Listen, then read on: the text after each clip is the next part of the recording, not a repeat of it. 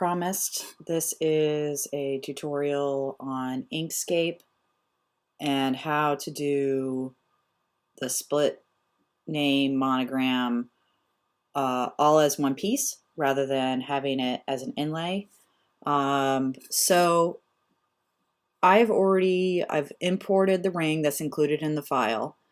I went ahead and made a big old M in my last name. Keep in mind, you really want some of the letter to be overlapping in order for this to work. Keep in mind, this will all become one piece just with scoring where it's overlap. So even if it's like, you know, part of this touches, but this doesn't touch down here, that's okay. You just want some overlap. So first thing we need to do, and again, I spent about 6 hours teaching myself how to use Inkscape to do this tutorial. So if this isn't the easiest way to do it, please leave comments below, but this is what I figured out. So first and foremost, we need to first release this ring. So we are going to do path, break apart, and we are going to go over to fill and stroke, which is path, no, object, fill and stroke, which is right over here. We are going to change the fill to nothing. We're going to change the stroke to red, let's say. And then we have to change the inside ring as well. There it goes. Sorry, guys. My computer really does not like Inkscape. Okay, so now that we have that done, we can go ahead and change both of these.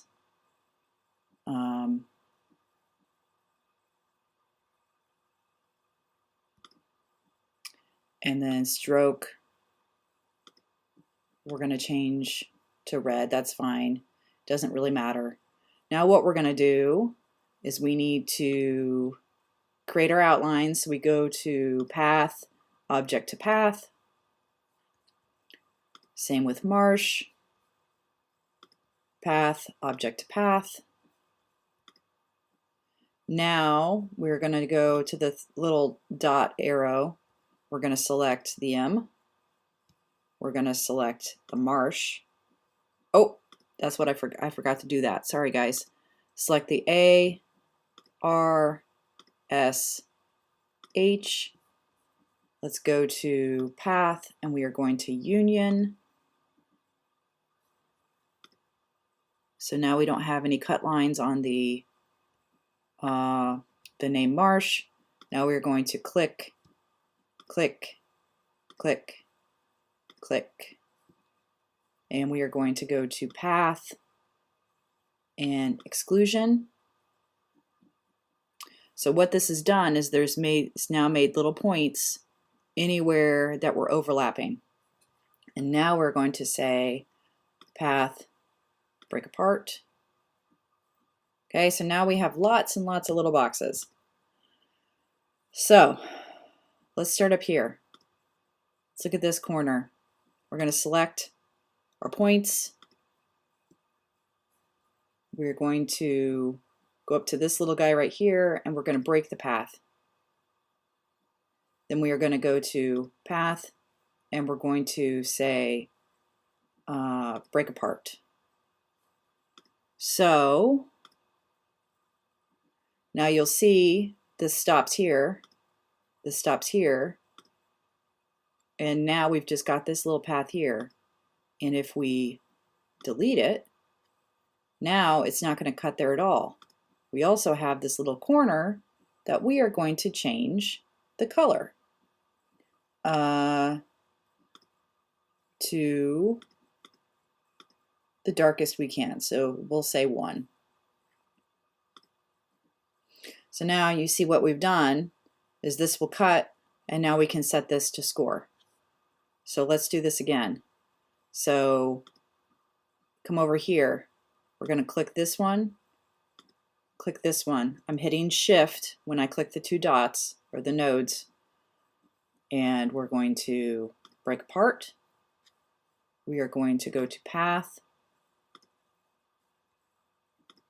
Okay, so now you'll see that just this line, we want to get rid of it because if we kept it, we get either a stroke or a cut through this M. So we're going to right click and we're going to delete. Also, now we have just this right here. We're going to right click, or I'm sorry, not right click. We're going to go to stroke and we are going to go 1, and that's changed. So click and click,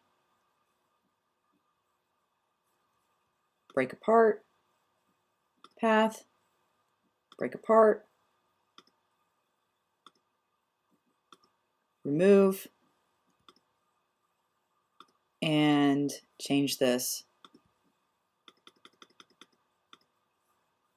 to black. So we basically just keep doing this all the way through our piece. I will go ahead and keep working through this. We may speed it up a little bit. Oops, what did I do wrong? I broke it apart, but I forgot to come over to path, and oop, I did not want to do that. So I'm going to hit Command Z. All right, let's try this again. Click, click, break apart, path, break apart. Did it work? Doesn't look like it worked.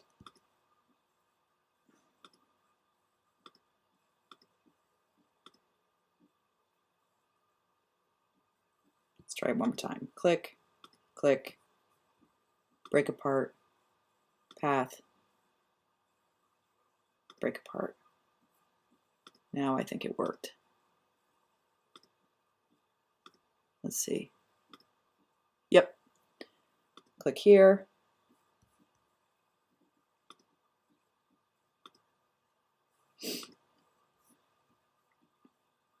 And anyone, FYI, anyone that's having trouble with Inkscape on their Mac, I could not run it yesterday. I mean, I was having such a hard time. I ended up having to right click on the app before I opened it and went to get info, and I opened it on low resolution, and that fixed my problem. So anyone that is doing this on Mac and is having a major issue, that's the way to fix it. See, yep, that worked.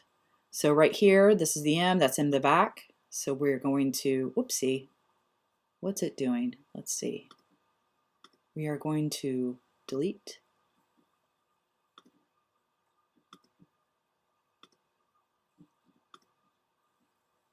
Delete.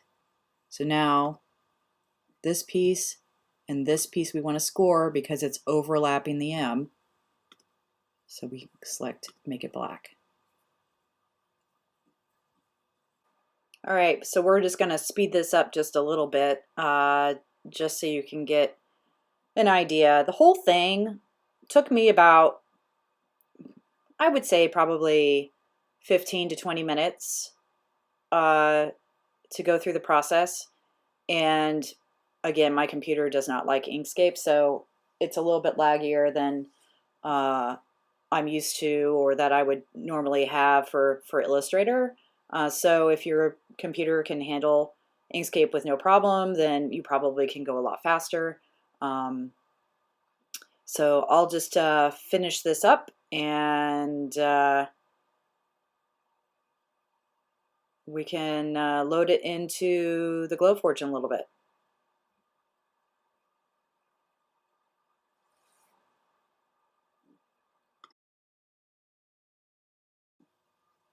Okay, so see what I mean? Inkscape does not like my computer.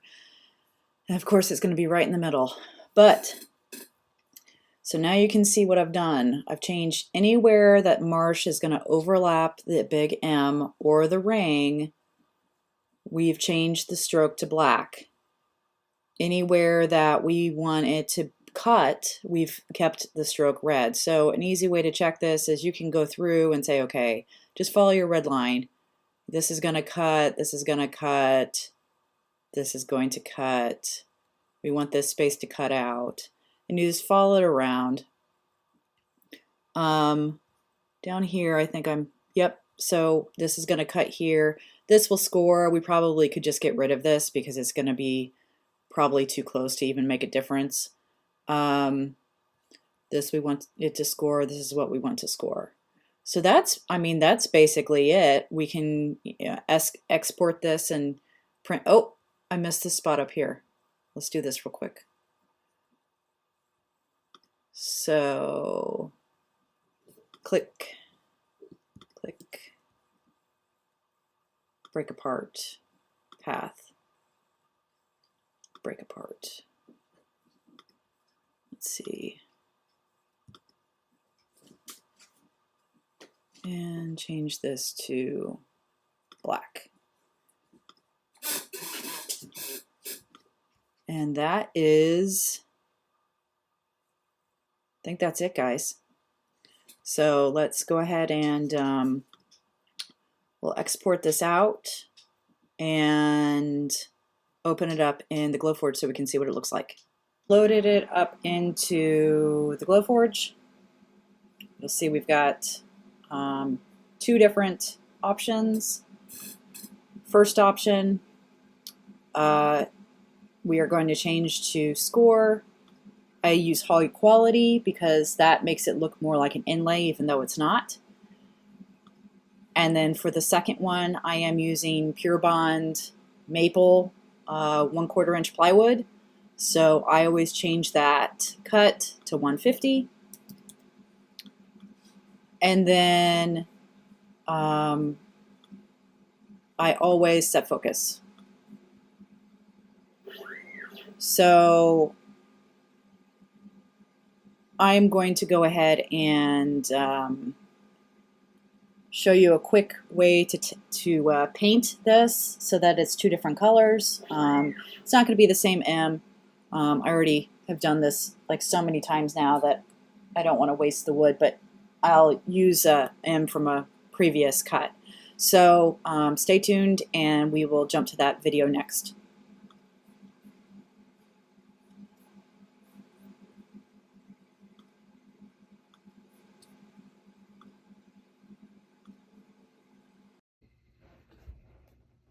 Okay, so we are all cut and scored.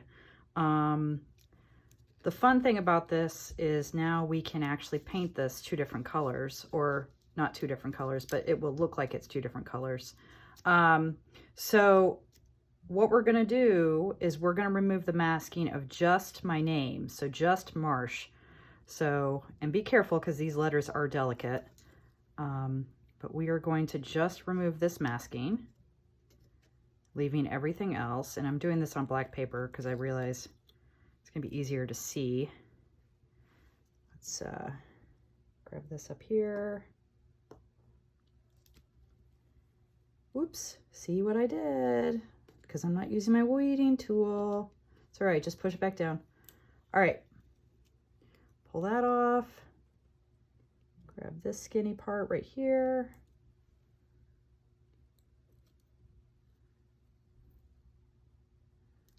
We're going to pull that up and all the way down. So now Marsh is unmasked, but the M and the circle is still got masking on it. All right, so now what we're gonna do, we're going to push down the masking, just make sure it's tight. And then we're gonna use my spray. I've been using the spray, and we are going to give the Marsh a good coat. You don't have to do it real heavy, but you can see that the wood will kind of change a different color because it's wet. And that's what you want. You don't want it to be to the point where your masking starts to wrinkle. That's you've gone a little too far. This stuff dries super fast, so we'll give it about 10 minutes and then we will spray with our color. Okay, so we should be dry, or yeah, I mean, we're pretty darn dry. I'm gonna go ahead and roll it just one more time just to be safe because I'm always nervous. And now we are going to hit it with some spray paint. I am using my Montana Gold in this color Reed. And we are going to just hit it really quickly. Give it a good shake. Okay. Doesn't take much, especially because it's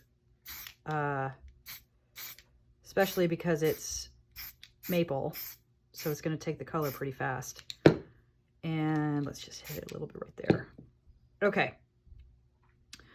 So we're going to let this dry for probably about 5 minutes, and then we will remove the masking, and I'll show you how to finish it up. Okay, so we're pretty dry. That was maybe 5 minutes. I wouldn't advise like completely touching it, but it's pretty darn dry. So I'm using my weeding tool this time because I didn't learn. And I'm going to go ahead and, or I did learn, I'm going to go ahead and remove my masking of the rest of the piece.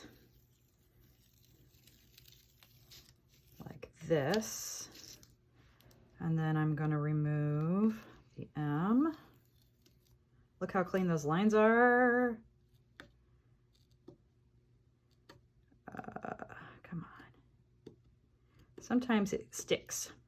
Doesn't want to come up. That's how good this masking is. And I'll include the masking that I use in my comments of this video, along with the other stuff I use today. So let's remove this. Move this.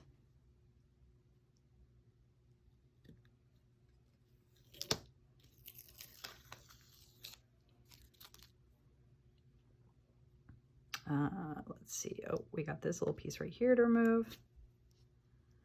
This piece to remove.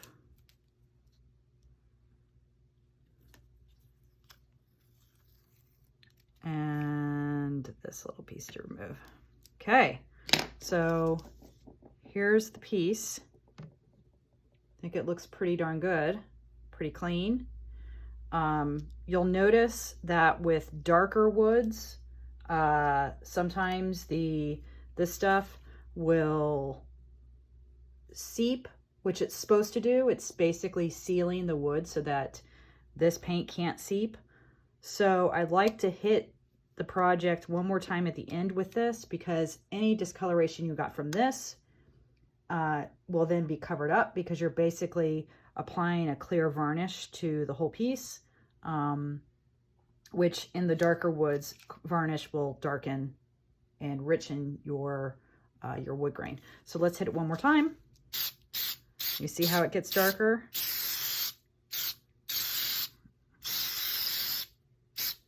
And I think that's it. So if we go back, grab my piece that I finished earlier. So this one I did in Cedar with white, and I applied it to the top of my pattern pack, and I attached this leather strap. I used E6000 with the leather strap. I found the leather at Amazon. The seam I put on the bottom, so it's not as noticeable. But that is basically how you create this as one solid piece. So if you guys have any questions, let me know. And I hope you found this tutorial helpful, useful, and I hope to do more soon. Thanks.